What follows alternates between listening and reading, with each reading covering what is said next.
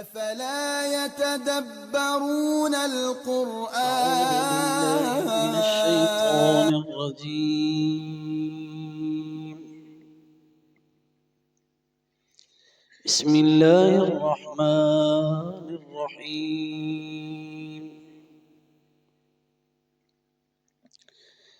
وإذا ضربتم في الأرض فليس عليكم جناح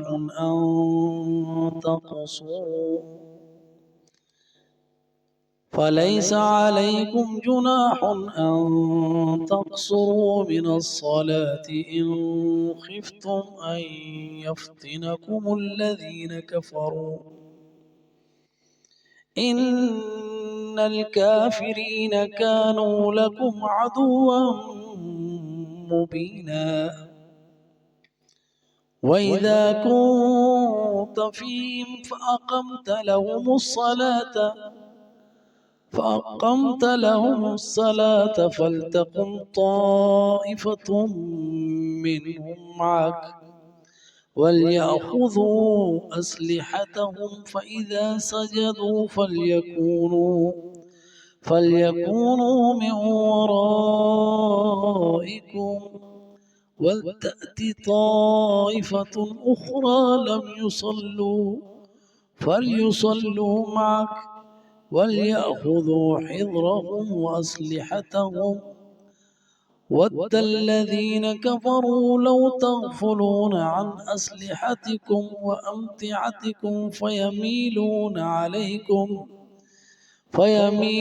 عليكم ميلة واحدة. ولا جناح عليكم إن كان بكم أذى من مطر أو كنتم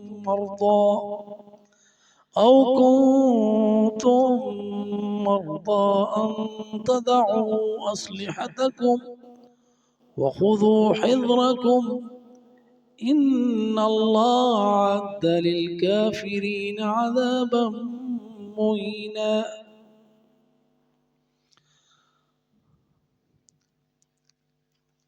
وإذا اور جب ضربتم سفر کرو تم فی الارض زمین میں فلیس علیکم جناح پس نہیں ہے تمہارے اوپر کوئی گناہ ان تقصروا کہ تم قصر کرو یعنی کمی کر لو من الصلاة نماز میں ان خفتم اور اگر تمہیں خوف ہو ان یفتنکم کہ تمہیں فتنے میں ڈالیں گے الذین کفروا وہ لوگ جو کافر ہیں ان الکافرین بے شک کافر کانوا ہیں لکم تمہارے لیے عدوا مبینا واضح دشمن. تو اس آیہ کریمہ میں اللہ سبحانہ وتعالی کی طرف سے رخصت کا اعلان ہے. تو رخصتیں سفر میں بھی اور جب دشمن کے مقابلے میں ہیں تو تب بھی قصر کی رخصت ہے. وَإِذَا ضَرَبْتُمْ فِي الْأَرْضِ فَلَيْسَ عَلَيْكُمْ جُنَاحٌ أَن تَقْصُرُوا مِنَ الصَّلَاةِ جب تم سفر میں ہو تو پھر تمہارے اوپر کوئی گناہ نہیں کہ تم مسافر کی حیثیت سے قصر نمازیں پڑھو. اور یہ اس بات کی دلیل ہے کہ سفر میں نماز قصر کرنے کی رخصت ہے، واجب نہیں ہے. اسی طرح یعنی واجب نہیں کمانا، چاہے تو قصر کر لو چاہے تو پوری پڑھ لو. تو قصر میں جو چار چار رکعتوں کی نمازیں ہیں وہ دو دو پڑھی جاتی ہیں. باقی مغرب کی 3 رکعتیں، اور نبی صلی اللہ علیہ وسلم نے فجر کی سنتیں نہ سفر میں نہ حضر میں نہیں چھوڑی، تو سنتیں بھی اور فرض بھی۔ تو باقی اس کے علاوہ آپ صلی اللہ علیہ وسلم نے سفر میں نہ فرضوں سے پہلے نہ فرضوں کے بعد کوئی رکعتیں پڑھی ہیں۔ تو اس میں ہمیں اللہ سبحانہ و تعالیٰ کی طرف سے رخصت ہے، اور نبی صلی اللہ علیہ وسلم کی سنت سے یہ عمل ثابت ہے کہ آپ سفر میں قصر کیا کرتے تھے، اور نہ حدیث میں اور نہ ہی اس قرآن کی اس آیہ کریمہ میں نہ مدت کا ذکر ہے نہ مسافت کا ذکر ہے کہ کتنی مدت تک اور کتنی دیر تک جو ہے وہ قصر کرنا چاہیے۔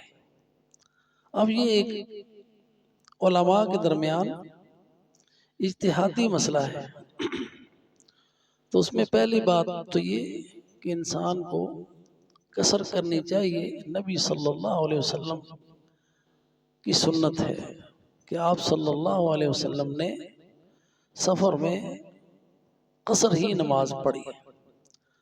اب وہ مسافر جو ہے وہ مجتہد اجتہاد کر کے اس کا نکالا گیا ہے کہ وہ آج کل کے حساب سے کوئی 19-20 کلومیٹر بنتے ہیں، تو یہ اگر 19 کلومیٹر کی مسافت ہے اور شہر سے باہر بندہ جاتا ہے تو پھر اس کے جس کے اوپر مسافر کا حکم لگتا ہے تو وہ نماز قصر کر سکتا ہے۔ تو اگر وہ ایسے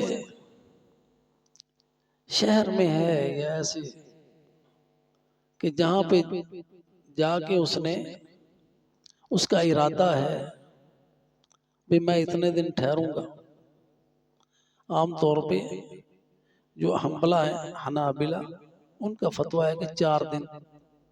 اگر کسی کا ارادہ ہے کہ میں 4 دن سے تھوڑا قیام کروں گا تو وہ قصر کرے، اگر کسی کا ارادہ ہے کہ میں نے ادھر آگے ٹھہرنا ہے پڑھائی کے لیے یا کوئی اور معاملے کے لیے میرا قیام لمبا ہوگا تو پھر وہ پوری نماز پڑھے۔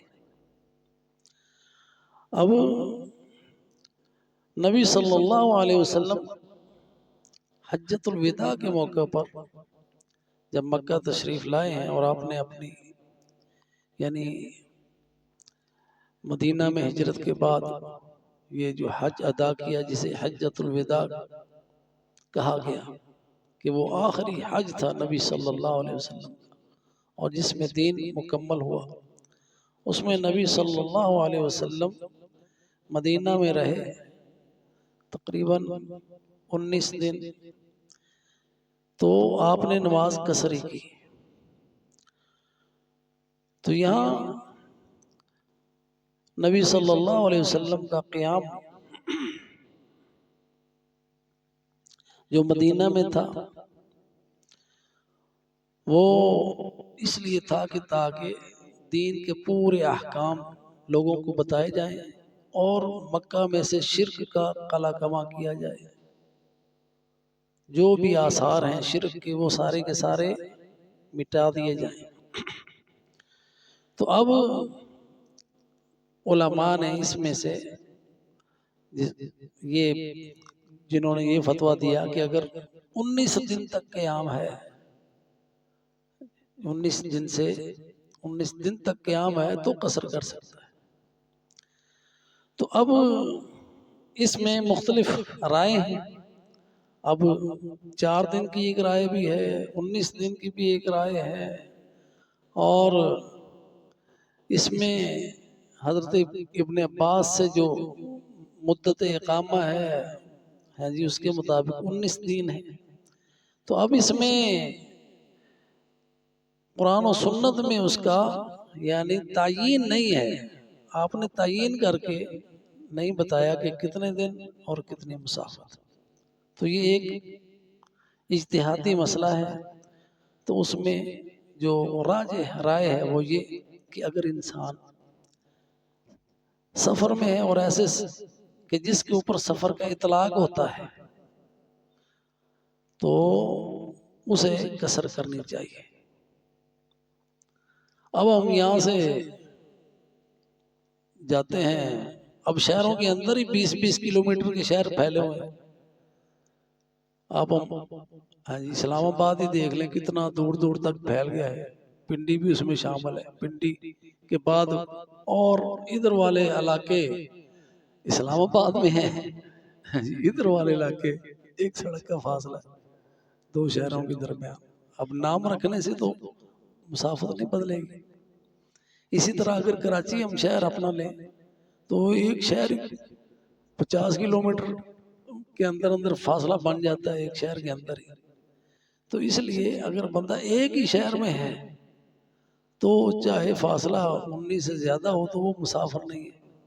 اس تو معروف کے مطابق اگر وہ مسافر کا حکم اس کے اوپر لگتا ہے تو قصر کر لے، اگر نہیں تو پھر وہ پوری نماز پڑھے۔ تو اللہ سبحانہ وتعالیٰ کی طرف سے یہ رخصت ہے اور اللہ نے یہ ہم پر صدقہ کیا ہے اور اسے قبول کرنا چاہیے۔ وَإِذَا ضَرَبْتُمْ فِي الْأَرْضِ فَلَيْسَ عَلَيْكُمْ جُنَاحٌ أَن تَقْصُرُوا مِنَ الصَّلَاةِ۔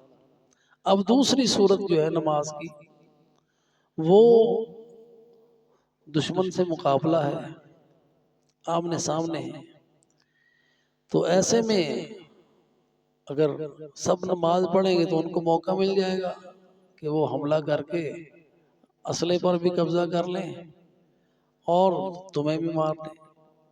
اس لیے ایسی صورت میں بھی ایک تو صلاۃ الخوف جس کا ذکر آگے آ رہا ہے اور دوسرا یہ کہ نماز قصر کی جائے، اور اس میں قصر کی بھی جو ہے نا صورتیں ہیں، قصر کی بھی صورتیں ہیں۔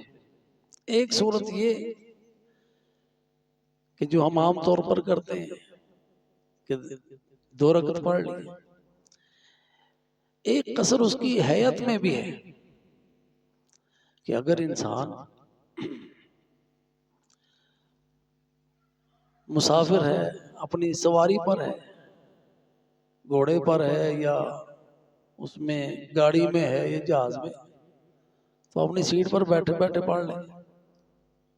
یہ بھی قصر کی ایک صورت ہے کہ اس میں رکوع و سجود جو ہے وہ پوری طرح نہیں کر سکتا، تو اس میں بھی رکوع و سجود میں کمی، قصر کا معنی کمی کرنا ہے، تو اس میں کمی وہ کر سکتا ہے، اشاروں سے پڑھ سکتا ہے۔